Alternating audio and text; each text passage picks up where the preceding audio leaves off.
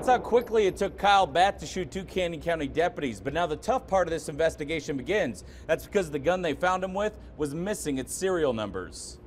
What police say Charles didn't realize was that as he approached the swings with a knife in his hand, the teen he was confronting was recording the entire thing on his cell phone. But when we showed up looking for answers, they didn't want to talk on camera. Sir, if you'd like to speak to us, turn that off immediately. No. Okay. We tried to get answers, asking the seminar representative to explain who's behind the letters. Why aren't you putting your actual company's name on here? Oh, it's a great question. This is a third-party marketing company. Okay.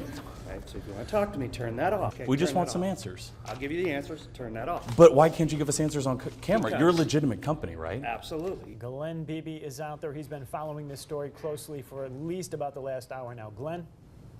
Yeah, flames just crested the hill. Take a look behind me. We just saw firefighters. We did see some police officers rushing towards the homes just up above. This plane is about to make a drop. It's going to try to protect. As you can see, those flames are cresting the hill, coming right at that home. That's where the plane's making its drop, trying to make a defensive line to protect those homes. But first, Vandals are hitting parts of downtown Boise late at night. The question is someone watching? That story's first on 2. Investigators say video can have a huge impact on a case, even if that video was black, white, and a little bit grainy like the one pointed at the KBOI parking lot. For most people, this may seem routine with nothing exciting going on. But did you see that car that went by the corner of the screen just a second ago? Look again. Even a minor detail like this can give investigators the type of lead that can help solve a case. One of the biggest things jeopardizing the base here in Mountain Home isn't the budget cuts or even the sequester, but it's rather this, water, and the fact that the aquifers here are starting to run out. And if they don't find a solution soon, it could force them to close the base. Short turnaround time. I received it on the 6th, and they wanted an answer on the 8th. And I never entered a contest or anything like that, so it just had all those red flags. Janice Boone wasn't too sure about the free airline ticket she was offered in a letter she got Monday. She wanted to know how a company got her information. We called the number listed at the bottom and found a travel seminar was being offered at the Courtyard Marriott in Meridian. But when we showed up looking for answers, they didn't want to talk on camera. Sir, if you'd like to speak to us, turn that off immediately. No. Okay. We tried to get answers, asking the seminar representative to explain who's behind the letters. Why aren't you putting your actual company's name on here? Oh, it's a great question. This is a third-party marketing company. Okay. Right, so if you want to talk to me, turn that off. Okay, We just turn want that some off. answers. I'll give you the answers. Turn that off. But why can't you give us answers on camera? Because- You're a legitimate company, right? Absolutely. The representative tells us the company is Destination Vacation 365, which is a real company out of Memphis, Tennessee. But during our investigation, we heard from people who say free airline vouchers that are given at similar seminars are sometimes hard to claim. Sometimes their vouchers don't work out. Okay. Yeah. If you want Is to that talk your to me while here- responsibility? No, it's not my responsibility. But if you want to talk to me, turn that off. We were eventually asked to leave by the hotel manager, and even though we had crossed the street and were on public property, someone at the hotel called police on us. Although officers told us we were well within our rights to be where we were off the Marriott's property.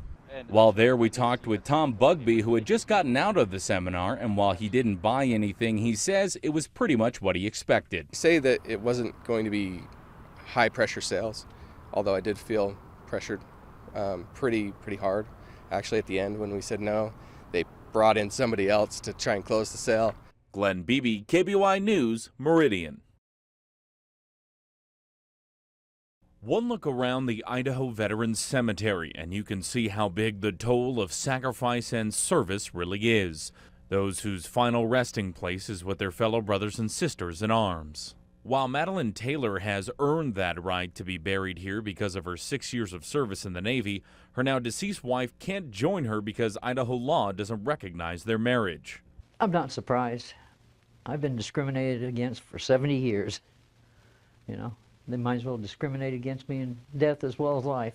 The Division of Veterans Services says there is nothing they can do because they have to follow the Idaho Constitution, which says, quote, a marriage between a man and a woman is the only domestic legal union that shall be valid or recognized in this state, even though heterosexual veterans can be buried with a spouse.